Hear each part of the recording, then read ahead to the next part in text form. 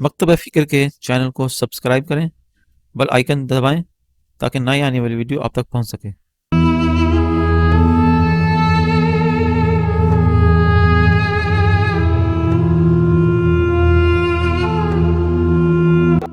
حضرت زبیر وہ صحابی ہیں یعنی جو نبی الاسلام کے بہادر ترین اصحاب میں سے 12 بندے غزوہ احد میں حضور کے ساتھ رہ گئے تھے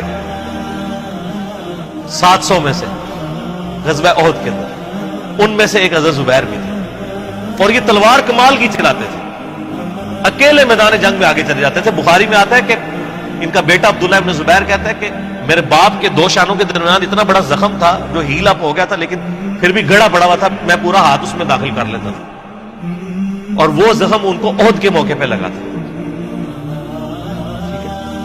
اور پھر اسی حدیث میں بخاری کے آتا ہے کہ جنگ یرموک کے موقع پر لوگ یعنی لیڈر کے اوپر چل رہے ہوتے ہیں، تو حضرت زبیر بھی ایک اسکواڈ کو لیڈ کر رہے تھے، تو لوگوں نے کہا حضرت آپ آگے جائیں، انہوں نے کہا جب میں آگے جاؤں گا تو میرے ساتھ کوئی نہیں آگے جا سکتا۔ وہ اکیلے گھوڑے کو انہوں نے جو ہے وہ ایڑی لگائی اور رومن امپائر کی یعنی فوج کے اندر گھس گئے، اور کوئی بھی ان سے لڑنے کے لیے تیار نہیں ہوتا تھا، اتنی بہادری تھی ان کی۔ لیکن جنگ جمل میں حضرت علی کے مقابلے پہ آئے۔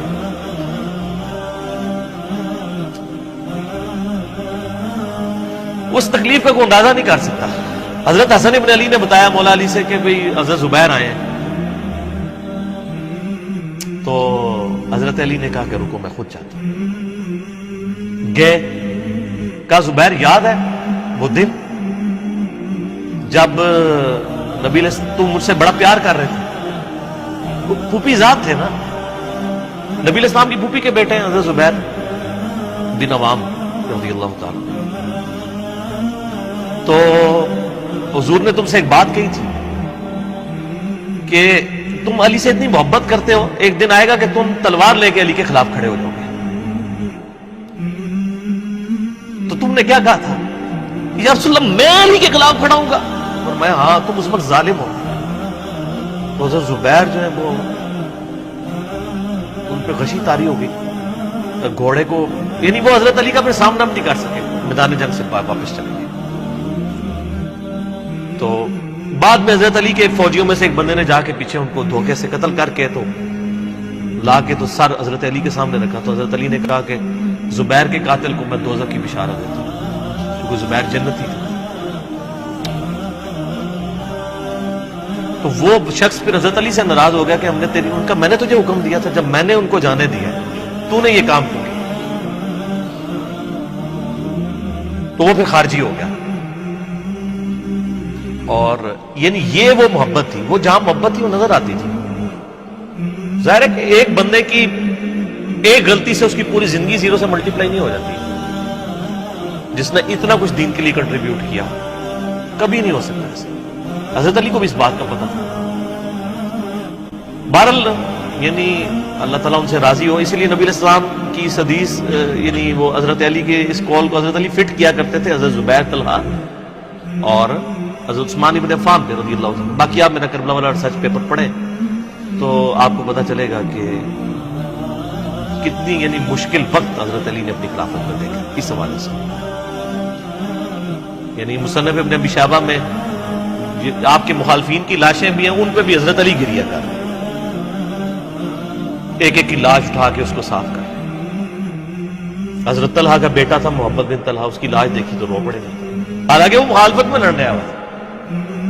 پھر حضرت حسن سے کہا کاش میں جنگ جمل سے 20 سال پہلے ہی مر گیا، میں یہ دن۔ ایک ایسا شخص جس نے 8 سال کی عمر میں اسلام قبول کیا، جس نے اسلام کو زیرو سے 3 براعظموں میں پھیلتے ہوئے دیکھا، اور اب اس کو بڑھاپے میں یہ دن دیکھنے پڑ رہے ہیں کہ اس کے سامنے اسلام کا شرازہ بکھر رہا ہے، کہ مسلمانوں سے لڑ رہے ہیں۔ ایک ایک جنگ میں 8-8 10 ہزار لوگ، جن میں مرنے والے صحابہ ہیں حضور کی تربیت یافتہ، جو ایک آواز کے اوپر حضور کی لبیک کہنے والے تھے، شیر و شکر تھے آپس میں۔ آپ اندازہ کر سکتے ہیں۔ اسی لیے حضرت علی جو ہیں وہ یعنی کوفے میں شہر سے باہر آپ کو پتہ ہے کنویں ہوا کرتے تھے، اکیلے جا کے کنویں پہ بیٹھ کے رویا کرتے تھے کہ اللہ اس امت کے ساتھ کیا ہو گیا۔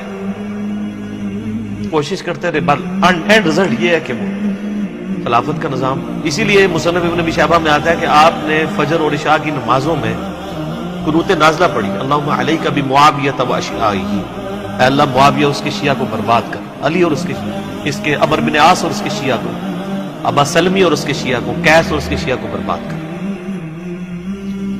باقی احادیث میں آپ علیہ السلام نے جو بشارت کر دی تھی، سنن سعید کبریٰ کے اندر حدیث موجود ہے، حاکم کے اندر، کہ نبی علیہ السلام نے حضرت علی سے ایک دن فرمایا تھا، اے علی، اگلی امتوں میں سب سے بڑا بدبخت وہ تھا جس نے قوم عاد کی اونٹنی کو قتل کیا اور اس کے بعد عذاب آ گیا. میری امت کا سب سے بڑا بدبخت وہ ہوگا جو تیرے سر کے خون سے تیری داڑھی کو رنگ دے. اور وہی ہوا ہے.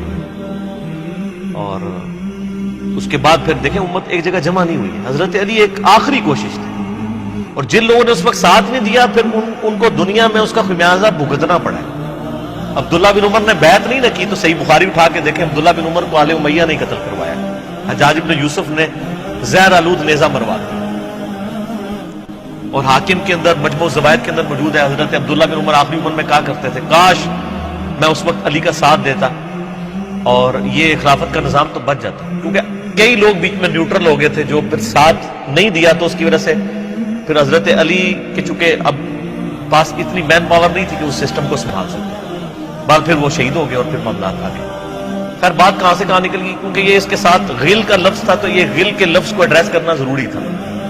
تو آج ہم جب جنگ جمل صفین نہروان کو ڈسکس کرتے ہیں تو یہ کوئی غل والی بات نہیں ہے، یہ وہ چیزیں ہیں جو ایک ریالٹی ہیں. اور وہ اگر یہ غل والی بات ہے تو نبی علیہ السلام کے دل میں بھی نعوذ باللہ غل تھا، مولا علی کے دل میں بھی غل تھا، ایسا نہیں تھا. وہ دین کی حمیت کہلاتی ہے، اس کو غل نہیں آپ کہتے. حضرت علی سے حضور علیہ السلام نے فرمایا، مسند احمد کی حدیث ہے کہ عنقریب اے علی تیرا اور عائشہ کا ایک جھگڑا ہوگا، ایک امر میں اختلاف ہوگا. تو حضرت علی نے فرمایا میں تو بڑا بدبخت ہوں گا. پھر کسی بھی کامل الایمان مومن کو یہی کہنا چاہیے کہ میں حضور کی بیوی کے ساتھ جھگڑا کروں حضور کی وفات کے بعد، مجھے تو ان کا کفیل بننا چاہیے. اب یہ میں ایکسپلینیشن کر رہا ہوں اس کی. قرآن میں حکم ہے نا، النبی اولی بالمؤمنین من انفسہم وازواجہ امہاتہم، نبی مومنین کی جانوں سے بڑھ کے ان پہ حق رکھتے ہیں، اور نبی کی بیویاں امت کی مائیں ہیں. یعنی امتیوں کا کام ہے اپنی جان دے دیں اپنی نبی کی حفاظت کی خاطر، اور ان کی بیویوں کو ماں کے طور پر تصور کریں. بہت بڑا درجہ ہے.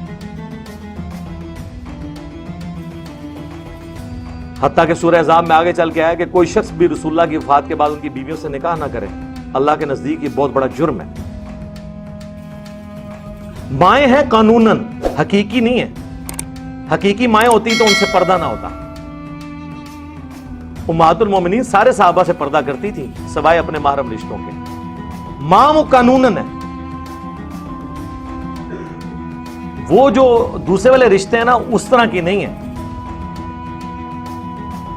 تو اب حضرت علی کو یہی کہنا چاہیے تھا. اس میں الفاظ ہیں اشقاہم، میں تو بڑا بدبخت ہوں گا.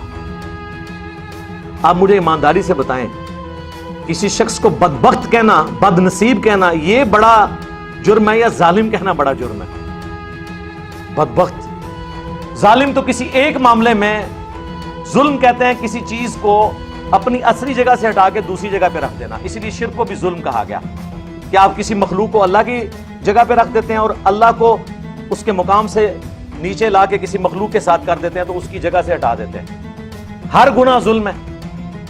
تو میں نے اس کے لیے اردو میں ایک سوفسٹیکیٹڈ ورڈ ڈیوائز کیا، کیونکہ میں جب احادیث کے ترجمے کرتا ہوں تو با محاورہ کر رہا ہوتا ہوں، باللفظ نہیں کر رہا ہوتا. پہ بھی میں نے جو یہ ورڈ استعمال کیا، ایک یہ تھا کہ میں یہ کہتا کہ حضرت علی نے کہا یا رسول اللہ میں تو بڑا بدبخت ہوں اگر میں آپ کی بیوی کے ساتھ لڑوں.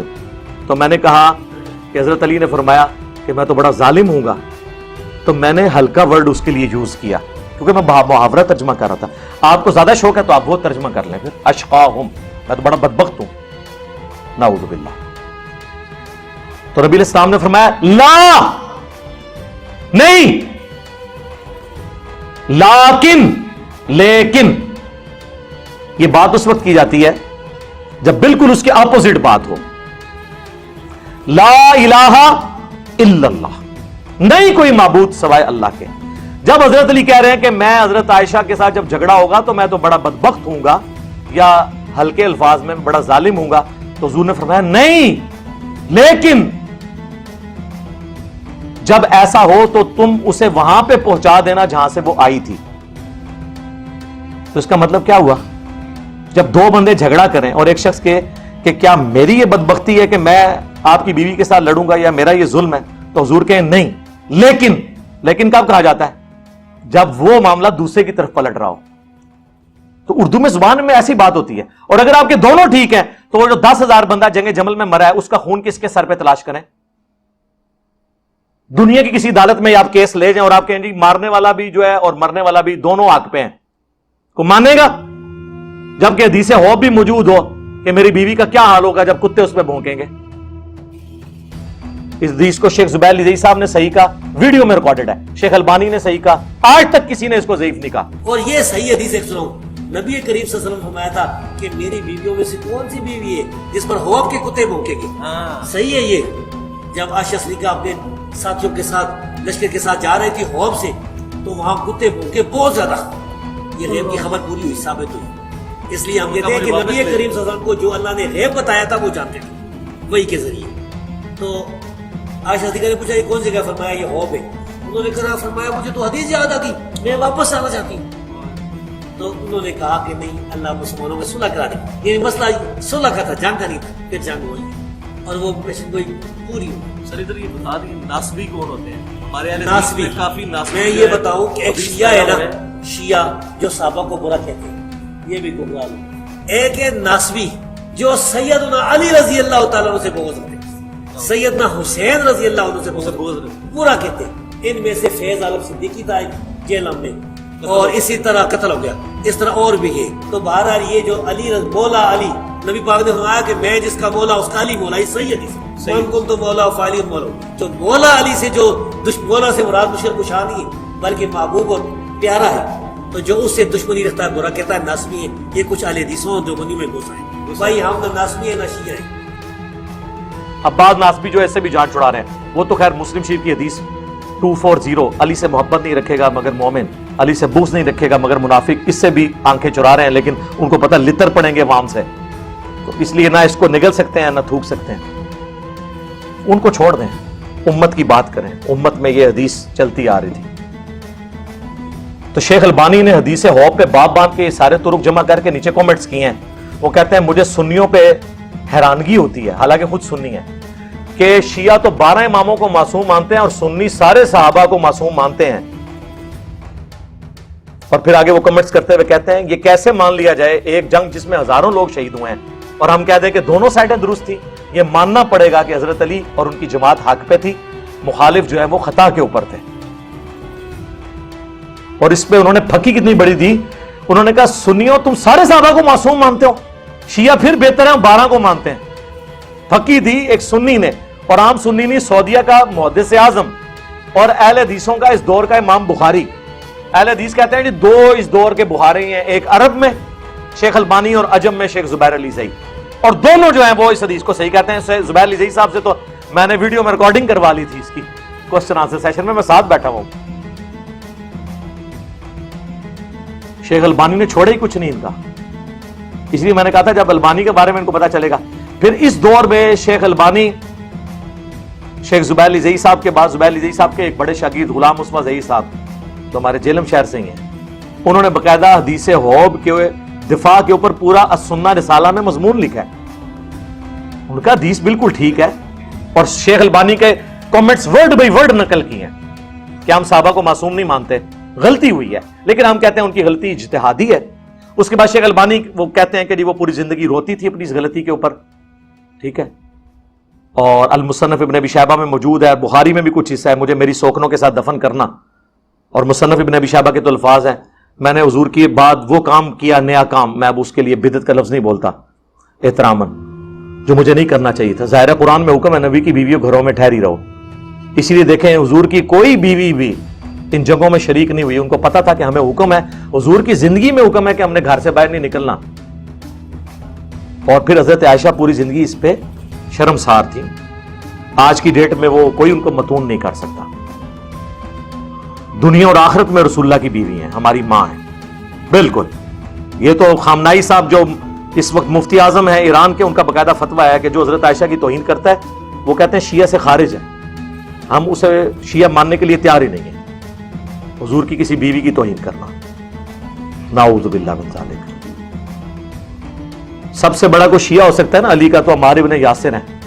بخاری میں حدیث موجود ہے, عمار ابن یاسر کوفے کے ممبر پہ چڑھتے ہیں اور اوپر کی سیڑھی پہ حسن ابن علی کو بٹھاتے ہیں اور خود نیچے بیٹھتے ہیں اور خطبہ دیتے ہوئے کہتے ہیں کہ اے لوگو, اللہ نے تمہیں آزمائش میں ڈالا ہے. ایک طرف دنیا اور آخرت میں تمہارے نبی کی بیوی ہیں عائشہ جو بصرہ سے روانہ ہو چکی ہیں, لیکن اللہ نے تمہیں آزمائش میں ڈال دیا ہے کہ تم عائشہ کی اطاعت کرتے ہو یا اللہ کی اطاعت کرتے ہو. اللہ کی اطاعت کس کو کہہ دیا؟ حضرت علی کی اطاعت کو. کیوں؟ یا ایھا الذین آمنوا اطیعوا اللہ واطیعوا الرسول واولی الامر منکم. اطاعت کرو اللہ کی اور اس کے رسول کی اور جو تم میں حکمران ہے. لیکن عمار ابن یاسر نے اما عائشہ کا مرتبہ کم نہیں ہونے دیا, کہا دنیا اور آخرت میں تمہارے نبی کی بیوی ہیں. یعنی اس عمل ہونے سے وہ زیرو سے ملٹیپلائی نہیں ہوئی, ان کی نیکیاں ان کی غلطیوں پر بھاری ہیں. عمار ابن یاسر کے بعد کس کی ڈگری کی ضرورت ہے حضرت عائشہ کی شان میں؟ اور قربان جائیں امام بخاری نے حضرت عائشہ کی فضائل کے چیپٹر میں جو حدیث لی ہے نا, حضرت عائشہ کی فضیلت میں جو حدیثیں ہیں اس میں عمار ابن یاسر کی حدیث لے لی صحیح بخاری میں کہ دنیا اور آخرت میں تمہاری نبی کی بیوی ہے. تو حضور کی بیویوں کے فضائل بھی شیعہ علی نے بیان کیے ہیں. شیعہ میں یہ پولیٹیکل ٹرم میں استعمال کر رہا ہوں, وہ والا شیعہ نہیں ہے جو رافضیت والا ہے, حقیقی شیعہ علی. تو اس کے لیے جب یہ دو باتیں ہوں اور کہا جائے کہ یہ ایک جھگڑا ہوگا اور یہ ہو جائے گا, اور کوئی شخص پوچھے کہ اچھا یہ میرے ساتھ جھگڑا ہوگا تو پھر تو میں بڑا بدبخت ہوں, بڑا ظالم ہوں اگر میں یہ کام کروں, اور آگے سے وہ منصف کہے نہیں نہیں تم نہیں, لیکن وہ جب تمہارے ساتھ یہ کرے تو اسے واپس پہنچا دینا, تو اس کا مطلب کیا ہے؟ کون ظالم ہوا؟ مخالف. تو بات کرنے کا تو سٹائل یہی ہوتا ہے نا. اب ایاک نعبد و ایاک نستعین میں تو وہ یہی کہتے ہیں نا, اہل تشیع اور بریلوی کہتے ہیں اس میں یہ تو لکھا ہے کہ اللہ سے مانگتے ہیں, یہ کہاں لکھا ہوا ہے کہ حضرت علی سے نہیں مانگتے؟ لبدے رہو اردو وٹ چڑھ دینا تو تو الفاظ کو نہ پکڑیں, یہ با محاورہ باتیں ہوتی ہیں. اب چونکہ میں نے اتنی علمی بحثیں عوام میں لے آیا ہوں, اس لیے لے کے آیا ہوں کہ مجھ سے پہلے آ چکی تھی. میں نے جمل صفین نہروان میں نے نہیں کروائی ہے, پہلے کی ہوئی بھی تھی. لیکن آج یہ ہو گیا کہ سوشل میڈیا کی وجہ سے پبلک میں عام ہو گئی. تو ایک تو یہ تھا کہ ہم رافضیوں کو کلین چٹ دیتے کہ ٹھیک ہے تم لوگ صحابہ کرام کے اوپر سب و شتم کرو, نعوذ باللہ. دوسرا یہ کہ ہم فرنٹ سے لیڈ کر کے بتاتے کہ اتنی بات تمہاری درست ہے, بنو امیہ نے یہ غلط کیا, لیکن خلفائے راشدین جو ہیں وہ حق پہ ہیں, ان کا اس معاملے سے کوئی لینا دینا نہیں ہے. ہم فرنٹ سے لیڈ کر کے صحیح بات بتاتے, تو ہم نے بتائی ہے. اب بعد میں بھی دیکھیں ایسا موقع بھی آیا ہے کہ 1-1 لاکھ دینار بھی ملے ہیں سیدہ عائشہ کو, ایک دن میں خیرات کیے انہوں نے. جس نے نبی کے ساتھ زندگی گزاری ہو وہ مال جوڑتا ہے. صحابہ کی استاد بھی رہی ہیں. جامع ترمذی میں حدیث موجود ہے, صحابہ کرام کہتے ہیں بڑے بڑے مسائل جو بڑے بڑے اصحاب کو نہیں پتا ہوتے تھے نا, تو حضرت عائشہ سے جا کے ہم پوچھا کرتے تھے. حضور کی وفات کے بعد 47 سال تک زندہ رہی ہیں, 58 ہجری میں فوت ہوئی ہیں, اور ایک حجرے میں پھر پوری زندگی وہ گزاری ہے. وہ ایک واقعی بس صرف ایک مس ہینڈل ہو گیا وہ جنگ جمل والا, اس کے بعد بھی روتی تھی اور معافی مانگتی تھی. حضرت علی نے بھی معاف کر دیا ان کو, پوری زندگی کبھی حضرت علی نے مس بیہیو نہیں کیا. اور آپ یہ بھی دیکھیں کہ حضرت عائشہ نے دوبارہ پھر قصاص عثمان کی آواز پوری زندگی بلند بھی نہیں کی ہے. ان کو پتہ چل گیا یہ قصاص عثمان کے نام کے اوپر کچھ اور انٹینشن ہے آل امیہ کی. پوری زندگی انہوں نے کبھی ذکر بھی نہیں کیا, حالانکہ جنگ صفین ہو رہی ہے 37 ہجری میں, اس کے بعد بھی وہ 21 سال تک زندہ رہی ہیں, 58 ہجری میں فوت ہوئی ہیں, لیکن دوبارہ انہوں نے کبھی ذکر نہیں کیا. ان کو سمجھ آ گیا تھا یہ معاملہ کچھ اور ہے. باقی جو شیعہ کا یہ کہنا کہ حضرت معاویہ نے حضرت عائشہ کو قتل کروایا تھا گڑھا کھود کے, وہ بالکل جعلی روایت ہے. جو جس کا جرم ہے اتنا رہنے دیں. حضرت عائشہ اوپنلی فوت ہوئی ہیں, مدینہ شریف میں تل رکھنے کی جگہ نہیں تھی, ان کا اوپن جنازہ ہوا ہے, ایسی کوئی بات نہیں ہے. یہ ایک جھوٹا پراپوگنڈا ہے. جو باقی جو معاملات ہیں وہ اپنی جگہ, لیکن حضرت عائشہ کے ساتھ اتنی جرت کسی کی نہیں تھی کہ حضور کی بیوی کے ساتھ یہ معاملہ کرتا. ٹھیک ہے, اس کی تکہ بوٹی نہ ہو جاتی. تو ایسا معاملہ نہیں ہوا تھا. بہرحال یہ ہے کہ سیدہ عائشہ پھر یعنی پوری زندگی صحابہ کی استاد رہی ہیں. لیکن اس میں ایک اور بڑا اس کا ایک حیران کن پہلو ہے کہ وہ نبی کی بیوی جو نبی علیہ السلام کی ساری آئلی زندگی روایت کر رہی ہیں, سینکڑوں صحابہ کی استاد ہیں, صحابہ اکرام بھی ان سے مسائل پوچھتے ہیں, لیکن دوسری طرف صحیح مسلم میں اوپر تلے 3 احادیث ہیں. انٹرنیشنل نمبر کے مطابق 639 سے 641 تک ایک بندہ سیدہ عائشہ کے پاس آتا ہے تابعی اور کہتا ہے کہ آپ حضور کی بیوی ہیں, آپ ہمیں بتائیں کہ نبی علیہ السلام نے موزوں پہ مسح کی مدت کتنی رکھی ہے, کہ ایک دفعہ وضو کر کے کوئی موزے پہن لے کتنے دن وہ مسح کر سکتا ہے. سیدہ عائشہ سلام اللہ علیہا نے کہا کہ تم علی ابن ابی طالب کے پاس چلے جاؤ, ان کا زیادہ وقت رسول اللہ کے ساتھ گزرتا تھا سفر و حضر, وہ تمہیں یہ مسئلہ بتائیں گے.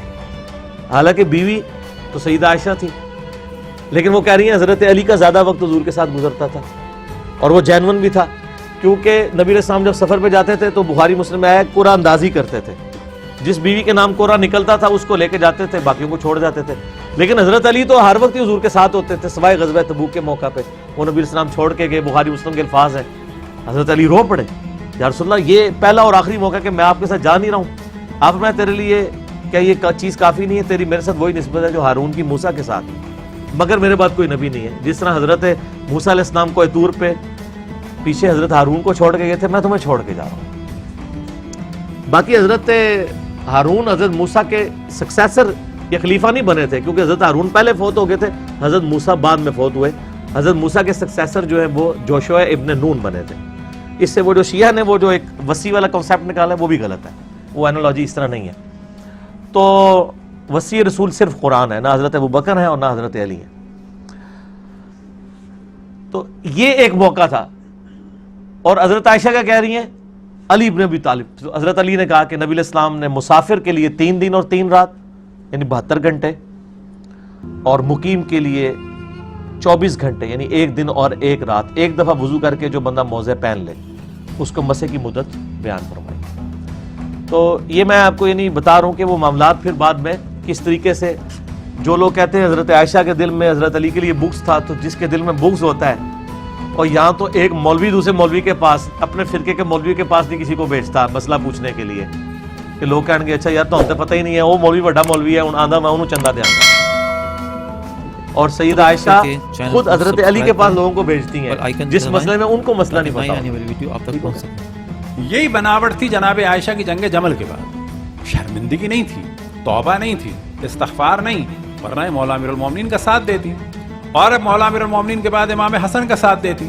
یہ نوبت تھوڑی آتی کہ دفن نہیں کرنے دیا اور تیر چلوا دیا. وہ جو شرمندگی تھی جنگ ہارنے کی شرمندگی تھی, کہ میں نے اتنی محنت سے جو ہے, تیسرے سیاسی خلیفہ کا کیا نام رکھا تھا جناب عائشہ نے, نافل. ان کے ماں باپ نے کیا نام رکھا تھا, عثمان. ماں باپ زیادہ افضل ہیں یا ام المؤمنین؟ انہوں نے نام دیا تھا تیسرے خلیفہ کو ناصل. اقتل ناصل فقط کفر. ناصل کیا تھا, لمبی داڑھی والا یہودی مدینے کا, اس سے نسبت دیتی تھی کہ قتل کر دو اس یہودی, کافر ہو گیا. اتنی محنت کی اپنے کزن کو طلحہ کو خلیفہ بنانے کے لیے, اور ہاتھ سے سب کچھ نکل گیا. مولا امیر المومنین پاور میں آ گئے, اب یہ جنگ مسلط کر دی. اب جب یہ ساری پلاننگ ختم ہو گئی تو وہ شرمندگی کا بہانہ تھا. جنگ ہارنے کی ذلت تھی, جنگ ہارنے کا افسوس تھا. اگر توبہ کی ہوتی تو امام مولا امیر المومنین کا بھی یہ ساتھ دیتی محترمہ, اور امام حسن کا بھی ساتھ دیتی. صلوات پڑھنے پر محمد والے محمد. جو سید عائشہ رضی اللہ تعالیٰ عنہ پر جو الزامات ہیں بعض غالی قسم کے اہل تشیع اور رافضیوں کی طرف سے, ان بھی صحیح بخاری سے ہے. انٹرنیشنل نمبر کے مطابق 7100. سیدنا عمار ابن یاسر رضی اللہ تعالیٰ عنہ کوفے کے منبر پر چڑھے اور سب سے اوپر والی سیڑھی پہ حسن ابن علی کو بٹھایا اور خود دوسری سیڑھی پر کھڑے ہو کر خطبہ دیا. عمار ابن یاسر نے احترام کرتے ہوئے حسن کو پہلی سیڑھی پہ بٹھایا, خود دوسری سیڑھی پہ بیٹھے. Point to be noted. اور کہا کہ لوگوں, سیدہ عائشہ, طلحہ اور زبیر بصرہ کی طرف روانہ ہو چکے ہیں مکے سے نکل کر. قصاص عثمان کا مطالبہ تھا تو امیر المومنین کا ہیڈ آفس تو مدینہ تھا، مدینے آتے مدینہ اور بصرہ کی طرف، لیکن مسئلہ کچھ اور تھا. سیدہ عائشہ کو ورغلایا گیا تھا، انٹینشن بیچ میں اور لوگوں کی تھی، اپنی ان کی جو ہے وہ آپ سمجھ لیں خواہشات تھی جن کی وہ پیروی کے لیے سیدہ عائشہ کو مس یوز کیا انہوں نے. تو سیدہ عائشہ، طلحہ اور زبیر روانہ ہو چکے ہیں بصرہ کے لیے، اور اللہ کی قسم عائشہ دنیا اور آخرت میں تمہارے نبی کی بیوی ہے. اب عمار بن یاسر نے احترام نہیں جانے دیا، کیا کہا؟ دنیا میں بھی بیوی ہے تمہارے نبی کی اور آخرت میں بھی، یعنی جنتی عورت ہے. لیکن اللہ نے تمہیں آج آزمائش میں ڈال دیا ہے کہ تم اللہ کی اطاعت کرتے ہو یا عائشہ کی اطاعت کرتے ہو. اندازہ کریں، اللہ کی اطاعت اور عائشہ کی اطاعت اپوزٹ آ گئے ہیں. اب تمہارا امتحان ہے کہ اللہ کی اطاعت کرتے ہو یا عائشہ کی. اللہ کی اطاعت کیوں؟ سورۃ النساء آیت نمبر 59 ہے، یا ایھا الذین آمنوا اطیعوا اللہ واطیعوا الرسول واولی الامر منکم. اے ایمان والو، اللہ کی اطاعت کرو اور رسول کی اطاعت کرو، اور تم میں جو حکمران بنا ہو اس کی بھی اطاعت کرو. تو حاکم وقت جو خلیفۃ المسلمین ہو اس کی اطاعت اللہ کی اطاعت میں داخل ہے، لیکن وہ اوپن نہیں ہے. اس میں فَإِن تَنَازَعْتُمْ فِي شَيْءٍ فَرُدُّوهُ إِلَى اللَّهِ وَالرَّسُولِ. اگر جھگڑا ہو تو اللہ اور اس کے رسول کی طرف پلٹاؤ، اور وہ ہم نے پلٹا دیا ہے. اللہ اور اس کا رسول گواہی دے رہے ہیں کہ علی حق پہ ہیں، وہاں پہ پلٹا کے دیکھ لیں. تو اللہ نے آزمایا ہے کہ تم عائشہ کی اطاعت کرتے ہو یا اس کی یعنی اللہ کی اطاعت کرتے ہو. آج کی 8ویں اور آخری حدیث اما عائشہ رضی اللہ تعالی عنہا وعلیہ السلام کی توبہ سے متعلق کہ انہوں نے رجوع کیا. وہ ہے میرے بھائیوں صحیح بخاری میں انٹرنیشنل نمبر کے مطابق 1391 ہے. یہ بھی صحیح بخاری سے. اما عائشہ رضی اللہ تعالی عنہا پر جب نزا کا عالم طاری ہوا تو انہوں نے ابن زبیر اپنے بھانجے کو، جو صحابی بھی ہیں، صحابی کے بیٹے ہیں اور سیدنا ابو بکر کے نواسے ہیں، سیدہ اسماء بنت ابی بکر کے بیٹے، ان کو بلا کر وصیت کی کہ مجھے رسول اللہ صلی اللہ علیہ وآلہ وسلم اور ابو بکر اور عمر کے ساتھ دفن مت کرنا، بلکہ مجھے میری سوکنوں کے ساتھ بقیع غرقد قبرستان میں دفن کرنا، جو روضہ شریف کے بالکل سامنے ہے. میں نہیں چاہتی کہ ان 3 ہستیوں کی وجہ سے، ابو بکر، عمر اور ہمارے محبوب صلی اللہ علیہ وآلہ وسلم جو ان کے شوہر بھی تھے، ان تینوں کی وجہ سے لوگ میری تعریف کریں. یہ کتنی خوش نصیب ہے، ان کے ساتھ دفن ہوئی ہے. مجھے میری سوکنوں کے ساتھ دفن کرنا، باقی امہات المومنین کے ساتھ. بخاری میں اتنے ہی الفاظ ہیں، لیکن اسی کا ایک طریق جو ہے المصنف ابن ابی شیبہ میں انٹرنیشنل نمبر کے مطابق 37,772 ہے کہ آخری وقت میں انہوں نے وصیت کی. یہی الفاظ ہیں جو بخاری والے ہیں کہ مجھے میری سوکنوں کے ساتھ دفن کرنا. پھر اس میں بڑے خطرناک الفاظ ہیں. انہوں نے اپنی ریزن بھی بتائی کہ میں کیوں چاہ رہی ہوں کہ مجھے وہاں پر دفن کیا جائے. فَإِنِّي كُنْتُ أَحْدَثْتُ بَعْدَهُ حَدَثًا، کہ بے شک میں نے رسول اللہ صلی اللہ علیہ وسلم کی وفات کے بعد وہ غلط کام کر دیا جو مجھے نہیں کرنا چاہیے تھا. ایک نیا کام مجھ سے سرزد ہو گیا. یہ ویسے میں احتراماً یہ لفظ بول رہا ہوں، احدث، ویسے اس کو آپ یاد کریں، کل محدثۃ بدعہ، ہر نیا کام بدعت ہے. سیدہ عائشہ نے عاجزی کے طور پر اپنے لیے یہ لفظ استعمال کیا. ظاہر خلفائے راشدین کے خلاف خروج تو بدعت تو ہے، لیکن انہوں نے توبہ کی کہ مجھ سے یہ والا معاملہ غلطی والا ہوا. اور ظاہر ہے قرآن حکیم میں واضح آیا ہے سورۃ الاحزاب کی آیت نمبر 33 میں، اے نبی کی بیویوں گھروں میں ٹھہری رہو. تو ان کو یہ چیز یاد آتی تھی کہ مجھے تو گھر میں ٹھہرنے کا حکم تھا حضور کی زندگی میں صلی اللہ علیہ وسلم، اور میں آپ کی زندگی کے بعد جو ہوں وہ اس طریقے سے حوض والا معاملہ بھی ہوا. اور پھر اس حدیث حوض کے اندر کچھ الفاظ مجھ سے مس ہو گئے. اس میں الفاظ یہ ہیں کہ پھر حضرت زبیر نے جو ہے، جب انہوں نے کہا میں نہیں جاؤں گی ساتھ، حضرت زبیر رضی اللہ تعالیٰ عنہ نے حضرت عائشہ کو کہا کہ نہیں اماں، آپ کو اس لیے لے کے جا رہے ہیں تاکہ کوئی مسلمانوں کے درمیان صلح ہو جائے، کیونکہ اماں ادھر سے واپس ہو جاتی تو جنگ جمل ہونی کوئی نہیں سی، کیونکہ اماں کے نام کے اوپر ہی سارے معاملات کھڑے کیے ہوئے تھے نا. جیسے یہاں پہ بھی آج وہ جو سیاسی جماعتیں ہیں وہ اپنے لیڈرز کے نام کے اوپر ان کو کیش کروا رہی ہوتی ہیں نا، خود تو ان کے کرتوت اس طرح کے نہیں ہوتے ہیں. تو وہ اماں کے نام جو ہے وہ کیش کروانے کے لیے سیدہ عائشہ رضی اللہ تعالی عنہا وعلیہ السلام، تو وہ ان کو لے گئے. بہرحال شرمندہ تھی. سلسلہ احادیث صحیحہ میں شیخ البانی نے 474 نمبر حدیث میں یہ سارے طریق جمع کیے ہیں حدیث حوض کے 10 صفحوں کے اوپر 767 سے 776 تک. اور پھر جو انہوں نے کمنٹس کیے ہیں نا وہاں پہ میرے بھائیو ایسے ایسے طریق انہوں نے جمع کیے ہیں. امام ابن عبد البر کی کتاب الاستیاب میں سے انہوں نے وہ نقل کیا کہ اما عائشہ جب واپس آئی نا تو بڑی شرمندہ تھی اور انہوں نے عبداللہ بن عمر کو کہا کہ عبداللہ بن عمر تو نے مجھے کیوں نہیں روکا جب میں جا رہی تھی جمل کے لیے, تو ہی مجھے روک لیتا. ان کا اماں تیرا بھانجا جو ہے نا عبداللہ ابن زبیر وہ اتنا تیری رائے پہ غالب ہو چکا تھا کہ اس وقت تجھے کسی کی بات سمجھ ہی نہیں آ رہی تھی, تو نے کدھر روکنا تھا اگر میں روکتا بھی. اس طرح کے کافی طریق انہوں نے جمع کیے. اور الحمدللہ یہ جو شیخ ناصر الدین البانی ہے رحمہ اللہ, جن کو میں کہتا ہوں کہ وہ نیوٹن اور آئنسٹائن تھے اہل سنت کے, کہ ان کے پاس جو ہے وہ ڈگری تو کوئی نہیں تھی, گھڑی ساز تھے, ہماری طرح وہ انجینئر ہی تھے آپ کہہ لیں اس اعتبار سے, لیکن اللہ نے ان کو توفیق دی. حدیث حوض پہ جو 474 نمبر انہوں نے سارے یہ طریق جمع کیے حدیث حوض کے, یہ کتے بھونگنے والی حدیث کے. اس کے بعد انہوں نے جو اپنے کمنٹس کیے ہیں نا وہ سنی اور شیعہ دونوں کے لیے اصلاحی کمنٹس ہیں, پازیٹیو کمنٹس. اب یہ سنیوں کو ہضم ہو جائے تو بڑی بات ہے, شیعہ کو تو چھوڑیں, ہم سنیوں کے لیے کمنٹس پڑھ کے سنانے لگے ہیں کہ یہ بتائیں کہ شیخ ناصر الدین البانی یہ اہل سنت کے امام ہیں اور آج کی ڈیٹ تک تو امام ہی ہیں. اب بعد میں کوئی ان کو خارج کر دے تو وہ ویسے تو اب وہ اتنے بڑے ہو چکے ہیں کہ نہ تو اب شیخ زبیر صاحب سے کوئی جان چھڑا سکتا ہے نہ شیخ البانی سے.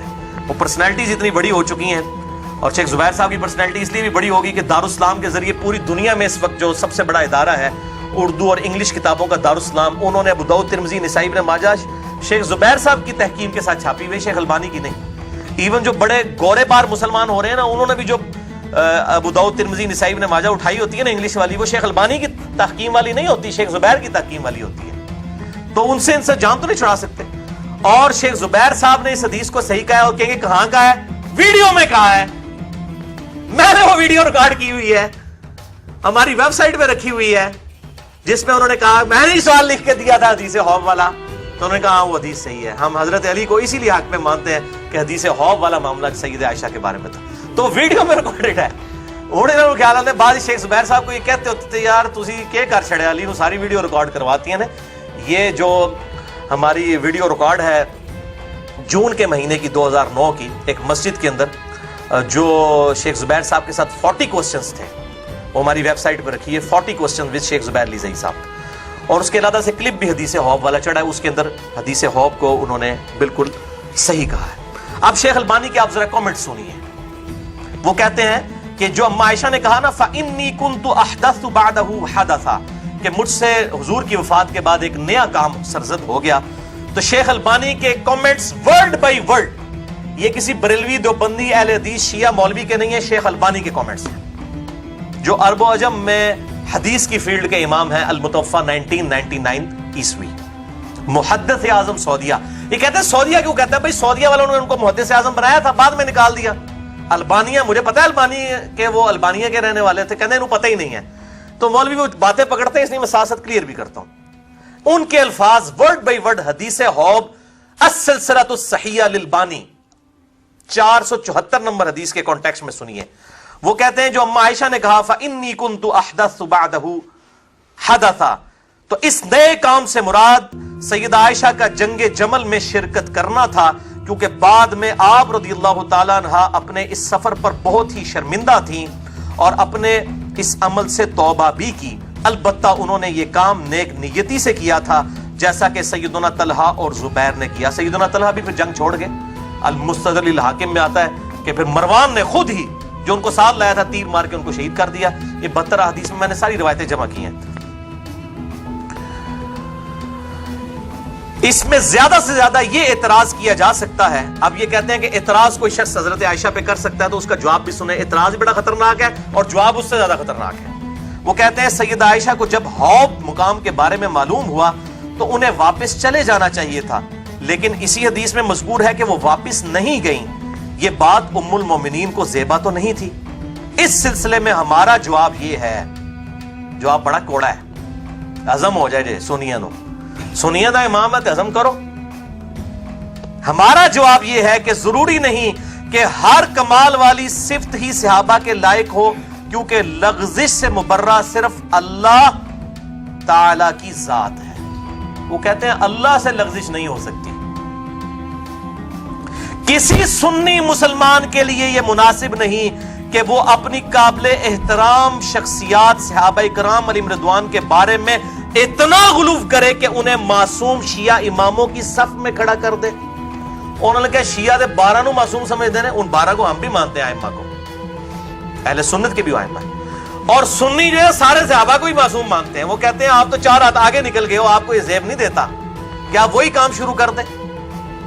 اتنا غلو کرے کہ انہیں معصوم شیعہ اماموں کی صف میں لا کھڑا کرے. ہم اس بات میں شک نہیں کرتے کہ ام المومنین کا یہ خروج اصل میں خطا پر مبنی تھا. اس لیے جب انہیں معلوم ہوا کہ حوض کے بارے میں رسول اللہ صلی اللہ علیہ وسلم کی پیشن گوئی پوری ہو گئی ہے تو انہوں نے واپسی کا ارادہ بھی کر لیا تھا. البتہ سیدنا زبیر نے انہیں یہ کہہ کر واپسی کے ارادے کو چھوڑنے پر قائل کر لیا کہ شاید آپ کی وجہ سے صلح ہو جائے. ظاہر ہے جی وہ تقدیر کا غلبہ تو ہونا تھا, لیکن تقدیر کے بہرحال کوئی اگر کہنا چاہتا ہے ضرور کہے, کیونکہ سیدنا علی نے بھی پھر اما عائشہ کو معاف کر دیا اور بڑے احترام کے ساتھ سیدنا علی کی وجہ سے ان کی جان خلاصی ہوئی, ان کو عزت کے ساتھ واپس مکہ شریف رخصت کیا. پھر میرے بھائیوں پوری زندگی سیدہ عائشہ نے کبھی قصاص عثمان کی بات نہیں کی. ہم یہ پوچھتے ہیں قصاص عثمان کا جو بہانہ بنایا گیا تھا حکومت چھیننے کے لیے تو, اور سیدہ عائشہ کو مس یوز کیا گیا آل امیہ کی طرف سے, یہ ابن سبا نہیں تھا, یہ آل امیہ تھی اصل میں. ان کو چھپانے کے لیے ابن سبا کا ڈھونگ رچایا. ابن سبا تو بعد میں آیا سیدنا علی کے دور کے اندر, اس کو سیدنا علی نے خود قتل کروایا, جو سیدنا علی کے لیے خدا کا عقیدہ, الوہیت کا عقیدہ رکھتا تھا, جس کی آج باقیات جو ہیں وہ باقیات السیئات جو ہیں وہ نصیریہ فرقہ ہے شام کے اندر. تو پوری زندگی پھر سیدنا عثمان کے قصاص کی بات سیدہ عائشہ نے نہیں کی. تو قصاص کدھر گیا؟ یعنی اس کے بعد بھی سیدہ عائشہ تقریباً 21 سال تک زندہ رہی ہیں جنگ جمل کے بعد. تو کوئی روایت لے کے آئے بعد میں حضرت علی کو انہوں نے خط لکھے ہوں, کوئی حضرت معاویہ کو خط لکھے ہوں کہ بھی عثمان کے قاتلین سے بدلہ لو, ان کو پتہ چل گیا تھا یہ معاملہ کیا ہوا تھا. پوری زندگی انہوں نے بات نہیں کی. تو یہ ساری آل امیہ کی سازش تھی. اور